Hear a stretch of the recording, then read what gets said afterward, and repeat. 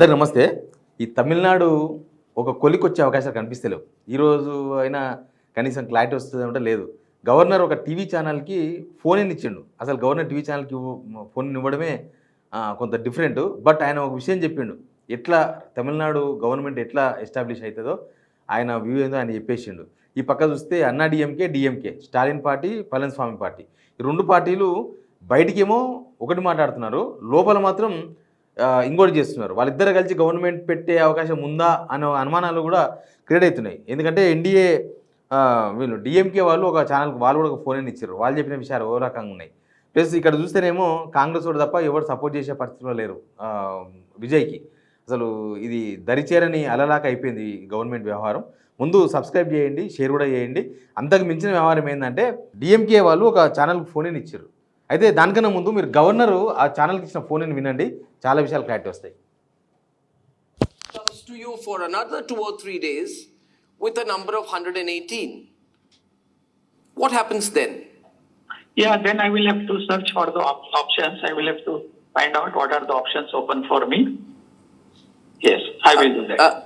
Mr. Governor, the SR Bommai versus Union of India case is a very important case. It's a landmark 9-judge Supreme Court judgment that serves as a cornerstone for floor tests.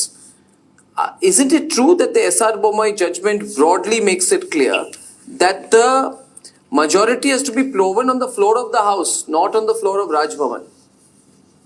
Absolutely right, absolutely right. What SR Bommai's case was, it was not the formation of the new government. Right. The judgment was in the different matter.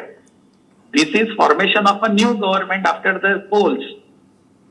And for that you have to see who have the majority number, which is the halfway.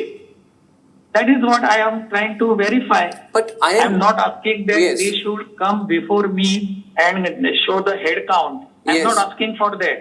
The floor test is floor test. They have to do it immediately in the house. Right.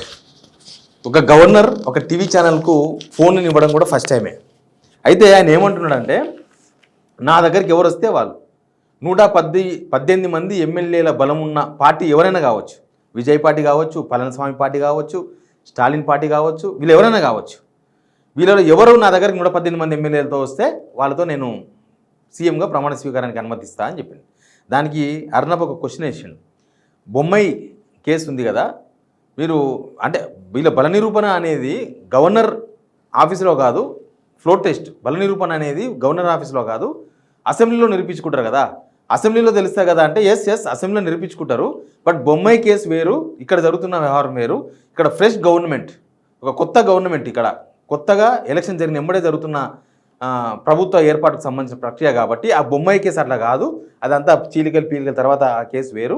కాబట్టి మనం ఈ కేసును ఆ కేసును పోల్చలేమని చెప్తున్నాం. దీన్ని బట్టి very క్లారిటీగా ఏమొస్తుంది, ఎవరు 118 మంది ఎమ్మెల్యేలను తీసుకొచ్చుకుంటే వాళ్ళే పరుగు పందెంలాగా ఉంది ఇప్పుడు లాస్ట్కి. అట్లా ఈ తమిళనాడు రాజకీయాలు మొత్తం కూడా అటు ఎటుపోతున్నాయో అర్థం కాని పరిస్థితిలో ఉన్నాయి. అసలు మొత్తం 107 మంది ఎమ్మెల్యేలతోనే రాజీనామా చేయించబోతున్నాడు విజయ్ అనేది కూడా ఒకటి తెర మీదకి వచ్చింది. అది నాకు తెలిసి అది ఒక మైండ్ గేమ్ మాత్రమే కావచ్చు, జనాల్లో సింపతి కోసం మాట్లాడుతుండొచ్చు. ఎందుకంటే 107 మంది ఎమ్మెల్యేలు రాజీనామా చేస్తే మళ్ళీ ఉప ఎన్నికలే వస్తాయి తప్ప అసెంబ్లీకి మొత్తం ఎలక్షన్ జరగదు. 107 ఉప ఎన్నికలు జరుగుతాయి. ఒకవేళ ఇదే ఊపు ఉంటే 107 మంది మళ్ళీ గెలుస్తారు. కానీ మళ్ళీ అదే పరిస్థితి తప్ప వేరే రాదు కదా. అంతకు మించి 107 బై ఎలక్షన్స్ వస్తే 118 అయితే గెలవరు, ఛాన్స్ లేదు.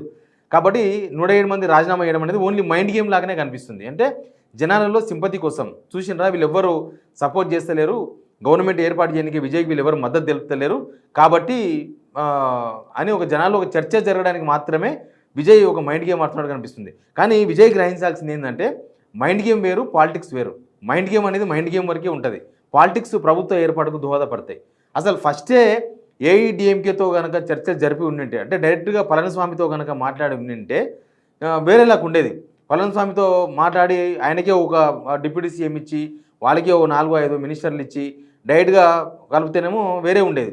కానీ వాళ్ళు బీజేపీతో ఉన్నారు, ప్లస్ కాంగ్రెస్ వచ్చి ఈయన అంతే అడగకముందే మద్దతు ఇచ్చి అదంతా ఒక పెద్ద కంపు అయిపోయింది. దాంతోన ఏడిఎంకే వాళ్ళకు ప్లస్ విజయ్ పార్టీకి మధ్య టాక్స్ కూడా ఆగిపోయినాయి, టాక్స్ కూడా లేవు. వాళ్ళు ఏఐడిఎంకే వాళ్ళు విజయ్కి ఆఫర్ ఇచ్చారు, కానీ విజయ్ ఆఫర్ని తీసుకునే ప్రయత్నం చేయలేదు. ఎందుకు ప్రయత్నం చేయలేదంటే ఒక ఆయన షణ్ముగం అని ఒక లీడర్ ఉంటాడు ఏఐడిఎంకే నుంచి, సీనియర్ లీడరు. ఆయన వచ్చి దీనిలో కలిసిండు, విజయ్ పార్టీలో కలిసిండు. విజయ్ పార్టీలో కలిసిన తర్వాత ఆయన కొద్దిగా ఎక్కువ ఇంపార్టెన్స్ ఇచ్చారు. ఎందుకంటే విజయ్ దగ్గర ఎవరు లేరు సలహాలు ఇచ్చే సీనియర్ లీడర్ కానీ పొలిటికల్ మైండ్ ఉన్న వాళ్ళు ఎవరు లేరు. దాంతో నా షణ్ముగంకి ఎక్కువ ఇంపార్టెన్స్ ఇచ్చాడు విజయ్. ఇస్తే షణ్ముగం ఏమంటున్నాడు, ఇప్పుడు నాకు ఏఐడిఎంకే నుంచి కొంతమంది ఎమ్మెల్యేలు ఉన్నారు, 25 మందో 26 మంది ఎమ్మెల్యేలు ఉన్నారు, నేను వాళ్ళందరినీ తీసుకొని వస్తా, కానీ నాకు డిప్యూటీ సీఎం ఇవ్వాలి, ప్లస్ ఒక 5 మంది మినిస్టర్లు ఇవ్వాలని ఒక కొత్త అంశాన్ని తెర మీద తీసుకొచ్చాడు. మేము మద్దతు ఇవ్వాలంటే మీరు డైరెక్ట్గా విజయ్ని ఆయన ఒక బ్లాక్మెయిల్ చేస్తున్నాడు. ఇక్కడ సరే వాళ్ళకు బ్లాక్మెయిల్ 25 మందికో 26 మందికో తీసుకొస్తే గవర్నమెంట్ నిలబడుతుంది, కానీ ఎప్పుడు ఏమైతే తెలియదు. వీళ్ళకు 5 మంది మంత్రులు ఇవ్వడం కూడా పెద్ద మ్యాటర్ కాకపోవచ్చు. ఒక డిప్యూటీ సీఎం షణ్ముగంకు డిప్యూటీ సీఎం ఇచ్చే విషయంలో విజయ్ సుముఖంగా లేరు అనేది ఒక వార్త బయటకు వచ్చింది. దాంతోన ఆ టీం అంతా వేరే ఉంది. ఇప్పుడు డిఎంకే సపరేట్గా ఒక సమావేశం పెట్టింది నిన్న, ఏఐడిఎంకే సపరేట్గా ఒక సమావేశం పెట్టింది. ఈ షణ్ముగం చేస్తున్న ఆపరేషన్ వాళ్ళకి తెలిసిపోయింది, ఏఐడిఎంకేకు తెలిసిపోయి ఈ షణ్ముగం వెంబడి ఎవరు పోకుండా ఒక కట్టడి చేసే ప్రయత్నంలో భాగంగా వాళ్ళ ఒక ఫామ్ హౌస్లో జనాలందరినీ ఎమ్మెల్యేలందరినీ తీసుకుపోయి దానిలో పెట్టేసారు. ఇక్కడ డిఎంకే సపరేట్గా ఒక దుగ్నం పెట్టేసింది. డిఎంకే చాలా మైండ్గా మారుతుంది. ఒక పక్క స్టాలిన్ ఏమన్నాడు, 6 months మేము ఎవరిని డిస్టర్బ్ చేయం, ఒక 6 months తర్వాత మేము ఏదైనా కూడా ప్రభుత్వాన్ని క్వశ్చన్ చేస్తాం, ఇచ్చిన హామీల మీద మేము సైలెంట్గా ఉంటాం. మా మిత్ర పక్షాలు అంటే సిపిఐ సిపిఎం తర్వాత ఇట్లాంటి పార్టీలన్నీ కూడా ఇది వాళ్ళ ఇష్టం, వీసీకే పార్టీ కానీ ఇట్లాంటివి వాళ్ళ ఇష్టం, వాళ్ళు ఏమైనా నిర్ణయం తీసుకొని ఇండివిజువల్గా ఉండని వాళ్ళు మేమేం చెప్పామని చెప్పారు. ఇండియా వాళ్ళు టీవీ ఛానల్తో ఏం మాట్లాడుతున్నారు, ఏఐడిఎంకే డిఎంకే ఇద్దరు కలిసి గవర్నమెంట్ పెట్టాలంటే బీజేపీతో తెగదెంపులు చేసుకోవాలి అని డిఎంకే అడుగుతుంది డైరెక్ట్గా. డిఎంకే వర్గాలు మాట్లాడుతున్నాం, పొత్తుపై చర్చలు జరపాలంటే ముందుగా ఎన్డీఏ నుంచి ఏఐడిఎంకే బయటకు రావాలి, మిత్రపక్షాలైన వీసీకే కమ్యూనిస్టులకు మంత్రి పదవులు ఇవ్వాలి, మేము ప్రభుత్వంలో చేరకుండా బయట నుంచి మద్దతు ఇస్తాం. దీని అర్థం ఏంది, ఏఐడిఎంకేకు డిఎంకేకు మధ్య చర్చలు జరుగుతున్నాయి. అంటే డిఎంకే ఒకటి భయపడుతుంది ఏంటంటే జనాలు ఎక్కడ రివర్స్ అవుతారో, ఎక్కడ మొన్నటిదాకా శత్రువులుగా ఉప్పు నిప్పుగా ఉన్న 2 పార్టీలు విజయ్కి అవకాశం ఇవ్వొద్దని, అవకాశం రావద్దని, ఆయన ముఖ్యమంత్రి కావద్దని వీళ్ళిద్దరు కలిసిపోవడం ఏంది, వీళ్ళిద్దరు కలిసిపోతే నెక్స్ట్ మళ్ళీ విజయ్ ప్రతిపక్ష నేత అవుతాడు, ప్రతిపక్ష నేత అయితే నెక్స్ట్ ఇంకా వేరేలాగా ఉంటుంది.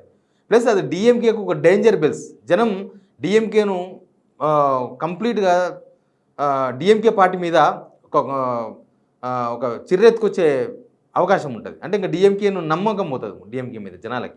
కాబట్టి డిఎంకే చాలా డబల్ గేమ్ ఆడుతుంది. ఇక్కడ డిఎంకే డబల్ గేమ్ ఆడుతుంది, ఏఐడిఎంకే సేఫ్ గేమ్ ఆడుతుంది, విజయ్ మైండ్ గేమ్ ఆడుతున్నాడు. ఇట్లా మొత్తం అందరు మిక్స్డ్ అయిపోయి అసలు తమిళనాడులో ఏ ప్రభుత్వం వస్తుందో ఏమవుతుందో ఏం అర్థమైతే లేదు. ఇప్పుడు మన సిగ్నల్ టీవీలోనే చెప్పినాం చూడండి, మళ్ళీ ఎలక్షన్స్కి పోతారా, అసలు మొత్తానికి రాష్ట్రపతి పరిపాలన వస్తుందా తమిళనాడులో, ఏమైనా జరగవచ్చు అనిపిస్తుంది, ఏమైనా జరిగే అవకాశం కనిపిస్తుంది.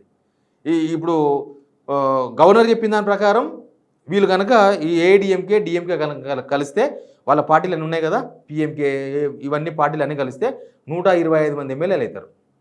125 ఈ లెక్కన మ్యాజిక్ గారు 118 దాటిపోతారు. ఇక దాంట్లో ఎవరు అసలు రజనీకాంత్ ముఖ్యమంత్రి అవుతాడు ఆయన ఒక చర్చ కూడా వచ్చింది. ఇంకా డిఎంకే ఓడిపోయిన తర్వాత ఎలక్షన్ రిజల్ట్ వచ్చిన తర్వాత రజనీకాంత్ పోయి కలిసిండు, స్టాలిన్ కలిసిండు. అసలు వీళ్ళిద్దరు అన్నా డిఎంకే ఇద్దరు కలిసి జనాల నుంచి వ్యతిరేకత రాకుండా ఉండాలంటే రజనీకాంత్ను సీఎం అభ్యర్థిగా పెడితే ఎట్లా ఉంటుంది అనే అంశం కూడా చర్చలోకి వచ్చింది. కాకపోతే రజనీకాంత్ లోకల్ కూడా కాదు, ఆయన కర్ణాటక, ఆయన పార్టీ పెట్టడానికి ప్రధాన కారణం కూడా అదే.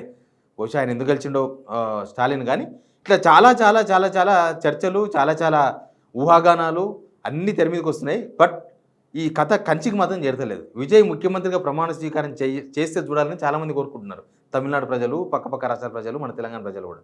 కానీ విజయ్ మైండ్ గేమ్ ఆడుతుంది తప్ప పొలిటికల్ గేమ్ ఆడలేకపోతున్నాడు. అక్కడ ప్రాబ్లం వస్తుంది. ఆ పొలిటికల్ గేమ్లో తడబాటుతోనే అసలు ఏమవుతుందో కూడా తెలియని సిచ్యువేషన్ అయితే కనిపిస్తుంది. Please subscribe.